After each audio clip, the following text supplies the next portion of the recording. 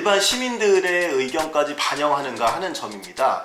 그래서 오늘은 다른 나라의 사례들을 알아보고 당대표 선거에서 여론조사 결과를 반영하는 문제, 나아가 정당의 가장 큰 이벤트인 선거에서 승리하는 사람, 이것이 이제 당대표의 그 모습, 바라는 모습 아닐까 이렇게 생각을 합니다. 그런데 이런 당대표 선거에서 당원들의 선택 외에 비당원 전국민 여론조사를 실시한다? 그리고 그것을 ARS 같은 것으로 단순하게 몰아본다? 이런 점은 방금 말씀드린 것처럼 충분히 문제제기가 될 수 있는 부분입니다. 어떻게 보면 이제 주식회사, 주주들로 이루어진 회사죠. 주식회사에서 회사 운영을 맡긴 CEO를 당원 투표 말고 다른 일반 비율이 들어온 건 적절하냐, 이렇게 고민이 필요해 보이죠. 다만 이제 국민의힘 당규 역시 당대표 및 최고위원 선출 규정이 당규에 있는데, 안녕하십니까. 여론교사 이경락입니다. 요즘 국민의힘 당대표 선거를 앞두고 그 여러 이야기들이 많이 나오고 있죠. 그런 가운데 그 여론조사들은 그 매주 당대표 적합도, 이것도 최근에 같이 조사를 하고 있습니다. 지난주에도 주요 여론조사 업체가 공동으로 진행하는 그 전국 지표조사, MBS 조사가 있었는데, 그 무선 전화 면접 조사였습니다. 그 결과를 보면 앞선 2주 동안 말씀드렸던 것처럼 유승민 전 의원이 적합도 1위로는 이렇게 나왔습니다.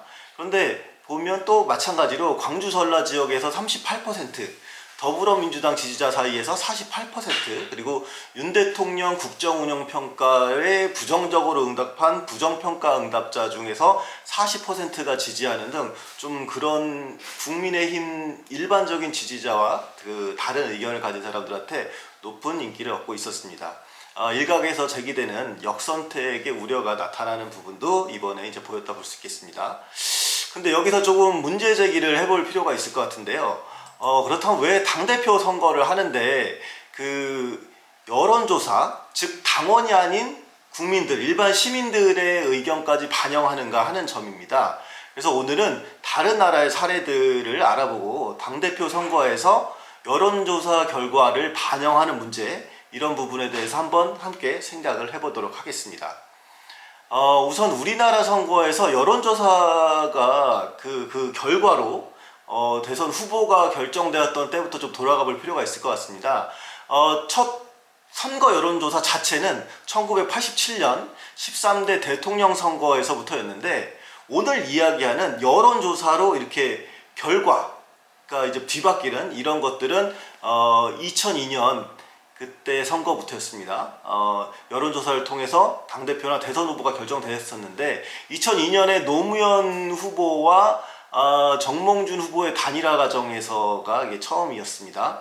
이후에 이제 당내 후보 경선에 있어서 이제 재보궐 선거할 때는 종종 이런 여론조사를 통해서 후보를 선출하는 것들, 이런 것들이 종종 시도되어 왔었지만 본격적으로 도입되기 시작을 한 것들, 이것들은 2004년 17대 국회의원 선거 때부터였다, 이렇게 볼 수가 있겠습니다. 당시 새천년 민주당이 전략공천 지역 외에 그 다른 곳에서 당내 후보를 결정할 때 여론조사를 활용을 했었습니다. 이처럼 그 선거 후보의 여론조사 비율을 반영하는 것이 의미는 있긴 합니다. 왜냐하면 대통령이나 국회의원, 뭐 지방자치단체장 이런 분들은 자기 당의 지지자뿐만 아니라 그 다른 당의 지지자, 이런 표를 얻어야 하는 게 중요하고, 특히 우리나라처럼 정치 무관심층이 두터운 경우에는 정치 무관심층 혹은 이제 스윙보터 부동층, 떠다니는 부동이라는 게 뭐 어떤 분들은 움직이지 않는다, 이걸 알고 계시는데 그게 아니라 떠서 부유화해서 움직이는 층이라서 부동층입니다. 그런 분들에게 호감을 얻는 것이 중요하기 때문입니다. 그래서 일반 시민들이 긍정적으로 평가하는 사람들, 우리 당원이라서 그런 게 아니라 그런 분들을 후보로 내세우는 게 좋으니까 그런 공식적인 선거에는 그런 뭐 여론조사 비율을 반영하는 거, 뭐 그럴 수 있다고 봅니다. 그런데 당대표는 그게 과연 적절할까요? 그런 부분들에 대해서 이제 오늘 문제 제기를 하고 있는 거고요. 그래서 이런 부분에 대해서 당의 행정을 원활하게 이끌어가면서 더 많은 국민적 지지를 얻고 나아가 정당의 가장 큰 이벤트인 선거에서 승리하는 사람, 이것이 이제 당대표의 그 모습, 바라는 모습 아닐까 이렇게 생각을 합니다. 그런데 이런 당대표 선거에서 당원들의 선택 외에 비당원 전국민 여론조사를 실시한다? 그리고 그것을 ARS 같은 것으로 단순하게 몰아본다? 이런 점은 방금 말씀드린 것처럼 충분히 문제제기가 될 수 있는 부분입니다.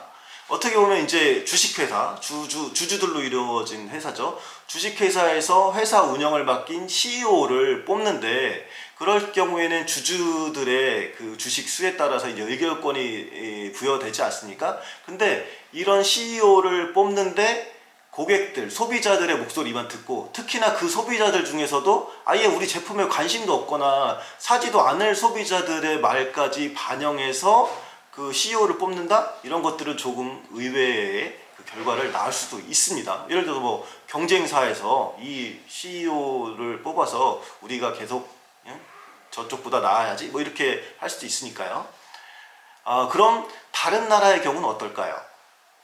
결론부터 말씀드리면 대통령제를 유지하고 있는 미국이나 프랑스, 그리고 뭐 내각제인 뭐 영국 같은 경우도 마찬가지인데, 주요 유럽이나 구미, 정치 선진국이라고 하는 쪽에서는 정당에서 당대표를 뽑을 때 당원이 아닌 일반 국민이 투표권을 갖는 경우는 없다, 이렇게 보실 수 있습니다. 일단 미국의 경우에는 전국위원회 중심이라고 할 수 있습니다. 전국위원회는 그 4년마다 개최하는 전국 전당대회를 주최하기 위한 것이라고 볼 수 있는데, 개별 주위원회의 의장 및 부위원장 등이 전국위원회의 위원으로 참여를 합니다. 민주당 같은 경우에, 미국 같은 경우에 전국위원이 448명 이렇게 있고요. 그 사람들이 그러니까 결선 투표제를 활용해서 선출을 하고요. 공화당 당대표의 경우에는 168명의 전국위원회 위원들의 선거로 선출이 됩니다. 그리고 임기는 2년이고요.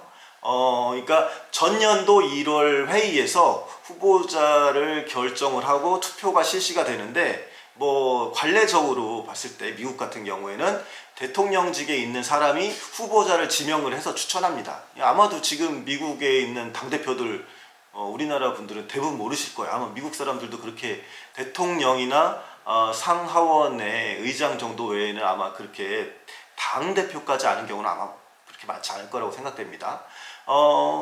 다음으로 영국 보면, 영국도 이제 전당대회가 중심입니다.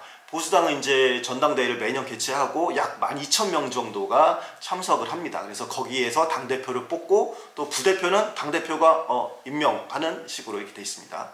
그리고 당대표가 사망을 하거나 사임 의사를 표명하거나, 혹은 그 당 소속, 보수당이죠, 그 당 소속 하원 의원의 15% 이상이 좀 당대표로 별로다 이렇게 불신임을 표시하면은 경선이 치러질 수가 있습니다. 물론 이 경선도 다 당원 대상이죠.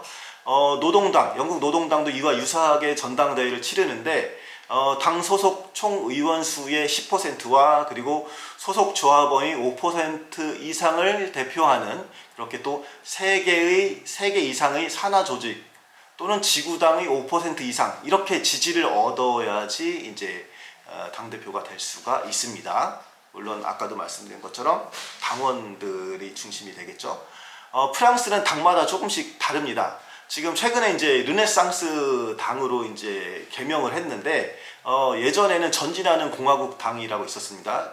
거기서 당대표 같은 경우에는 대통령이나 총리를 겸할 수가 없거든요. 그래서 중앙위원회에서 선출을 합니다, 당대표. 그리고 3년 임기에 연임만 가능합니다. 이게 방금 말씀드린 이 당이 지금 마크롱의 당이죠. 그리고 공화주의자 당은 5년 임기입니다, 당대표가. 그래서 전당대회에서 당원 전체 투표로 선출을 합니다.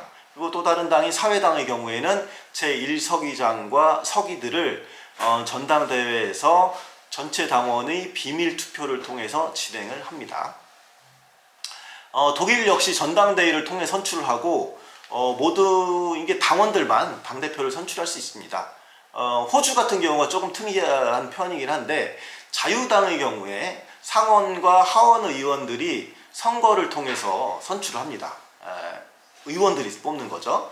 그리고 2018년 당대표 선출 결과로 다수당 당수인 스콧 모리슨이 총리를 역임했었고, 현재 2022년은 5월부터 노동당의 앤서니 알바니스가 그 총리를 맡고 있습니다. 그리고 이 노동당의 당대표는 전국위원회 대표로서 당원이 직접 선출을 합니다. 이렇게 좀 그 호주 같은 경우에는 자유당이랑 노동당이 좀 차이가 있죠. 어쨌든 당대표 선출에 있어서 당원이 아닌 이 보통의 시민 여론을 반영하는 것은 우리나라에서는 어떻게 추세입니다. 민주당도 그렇고 국힘도 그렇고 거대 양당도 그렇고 정의당도 그러니까요. 그런데 아까도 말씀드렸지만 이에 대해서 좀 고민이 필요합니다. 세계적으로 그렇지 않다는 것도 그렇고, 당을 맡기는 건데, 그러니까 그 많은 선택을 받아야 되는 것들이 아니라 당의 운영을 맡기는 건데, 과연 당원 투표 말고 다른 일반 비율이 들어온 거 적절하냐, 이렇게 고민이 필요해 보이죠. 다만 이제 국민의힘 당규 역시 당대표 및 최고위원 선출 규정이 당규에 있는데, 그 43조에서 보면 어떻게 돼 있냐 그러면, 당대표의 당선인 결정은 선거인단 유효투표 결과 70%, 여론조사 결과 30%를 반영하여 최다 득표한 자를 당대표로 결정한다라고 했습니다. 그러니까 여론조사를 반드시 반영하게끔 당규가 있어요. 그러니까 이거를 뭐 갑자기 바꿀 수는 없겠죠. 그렇기 때문에 이번에도 기존의 룰을 따라야 할 것으로 이렇게 보입니다. 당을 이끄는 역량이 누가 있는가, 이런 판단 아주 중요한 문제라고 생각됩니다. 오늘 여론교사 사회는 여기서 마치겠습니다. 구독과 좋아요 부탁드립니다. 감사합니다.